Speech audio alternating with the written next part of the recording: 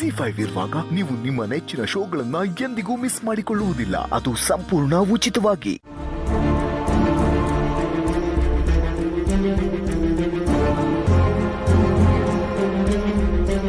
ಈಗ ಮುಂದಿನ ಸ್ಪರ್ಧಿ ಶ್ರಾವಣಿ.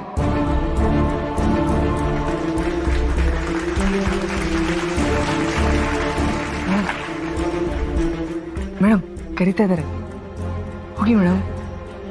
ಶ್ರಾವಣಿ, ಬೇಗ ವೇದಿಕೆಗೆ ಬರಬೇಕು. Okay madam.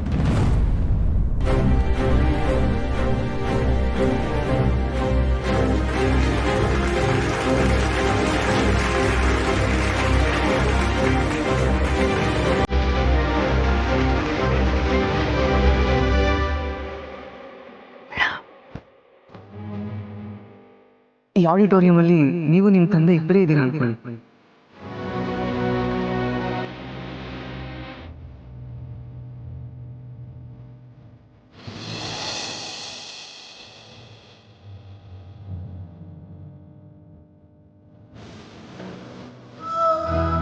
ಅಪ್ಪ ಅನ್ನೋ ಪದ ಬಾಯಲ್ಲಿ ಬರ್ತಿದ್ದ ಹಾಗೆ ಮನಸ್ಸಲ್ಲಿ ತಂಗಾಳಿ ಬೀಸುತ್ತೆ, ಎದೆ ಬಡಿತ ನಿಧಾನ ಆಗುತ್ತೆ, ಮನಸ್ಸು ಹಗುರ ಆಗುತ್ತೆ, ಕಣ್ಣಲ್ಲಿ ನೀರು ತುಂಬಿಕೊಳ್ಳುತ್ತೆ. ಹೀಗೆಲ್ಲ ಅನ್ಸೋದು ಅಪ್ಪ ನನಗೆ ಜನ್ಮ ಕೊಟ್ಟಿದ್ದಾರೆ ಅಂದ ಮಾತ್ರಕ್ಕಲ್ಲ, ಅಪ್ಪ ನನ್ನ ಜೀವಕ್ಕೆ ಜೀವ ಆಗಿ ನನ್ನ ಒಳಗಿದ್ದಾರೆ ಅಂತ ಅನ್ಕೊಂಡಾಗ ಹೀಗೆಲ್ಲ ಅನ್ಸುತ್ತೆ. ದೇವರು ತಾನು ಭೂಮಿ ಮೇಲೆ ಯಾವಾಗಲೂ ಇರೋಕ್ಕಾಗಲ್ಲ ಅಂತ ತಾಯಿನ ಸೃಷ್ಟಿ ಮಾಡಿದಂತೆ. ತಾಯಿನೂ ಜೊತೆಲಿಲ್ಲದೆ ಇದ್ದಾಗ ಅಪ್ಪ ದೇವ್ರ ಮಾತನ್ನ ಮೀರಾದ್ರೂ ಸರಿ ಯಾವಾಗಲೂ ಜೊತೆ ಹಾಗೆ ಇರ್ತಾರೆ. ಅದರಲ್ಲೂ ಒಂದು ಹೆಣ್ಮಗಳಿಗೆ ತಂದೆ ಅಂದರೆ ರಕ್ಷಕವಚ ಇದ್ದ ಹಾಗೆ. ತಂದೆ ಅಂದರೆ ಮಕ್ಕಳನ್ನ ಹೃದಯದಲ್ಲಿ ಇಟ್ಕೊಂಡು ಕಾಪಾಡೋ ಸೈನಿಕ ಇದ್ದ ಹಾಗೆ. ವಾತ್ಸಲ್ಯ ತುಂಬಿರೋ ಅಕ್ಷಯ ಪಾತ್ರೆ ಇದ್ದ ಹಾಗೆ.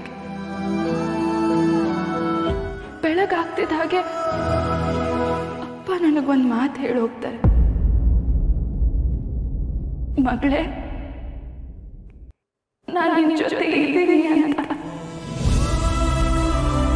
ಅಪ್ಪ ಯಾವಾಗಲೂ ನನ್ನ ಜೊತೆನೇ ಇರ್ತಾರೆ,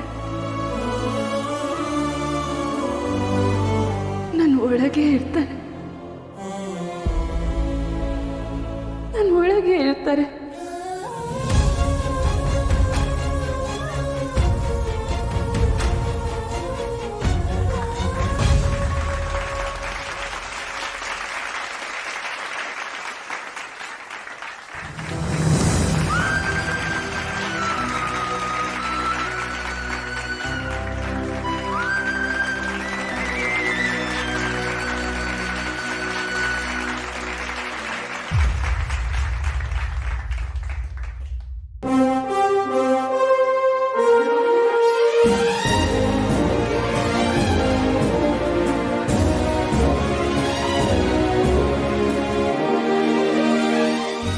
ತಂದೆ ಅಂದರೆ ನಮಗೋಸ್ಕರ ದುಡಿಯೋ ಜೀವ,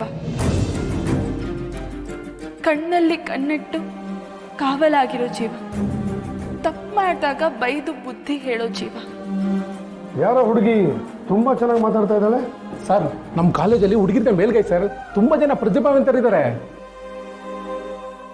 ನಮ್ಮ ಕೈ ಬೆರಳು ಹಿಡಿದು ನಮ್ಮನ್ನ ಸರಿಯಾದ ದಾರಿಯಲ್ಲಿ ನಡೆಸೋ ಜೀವ, ನಮ್ಮ ಜನ್ಮಕ್ಕೆ ಕಾರಣ ಆಗಿರೋರು, ಪ್ರತಿ ಮಗುಗೂ ಕಣ್ಣಿಗೆ ಕಾಣೋ ದೇವರಾಗಿರೋರು.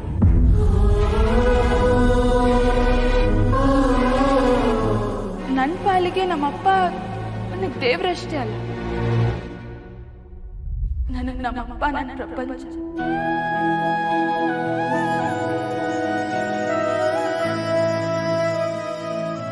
ನನಗೆ ನಮ್ಮಪ್ಪ ನನ್ನ ಪ್ರಾಣ, ನನಗೆ ನನ್ನಪ್ಪ, ನನಗೆ ನಮ್ಮಪ್ಪ ನನ್ನ ಒಳಗಿರೋ ಆತ್ಮ.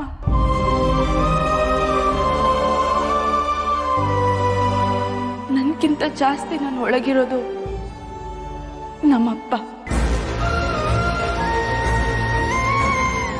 ಅಪ್ಪ, ಐ ಲವ್ ಯು ಅಪ್ಪ.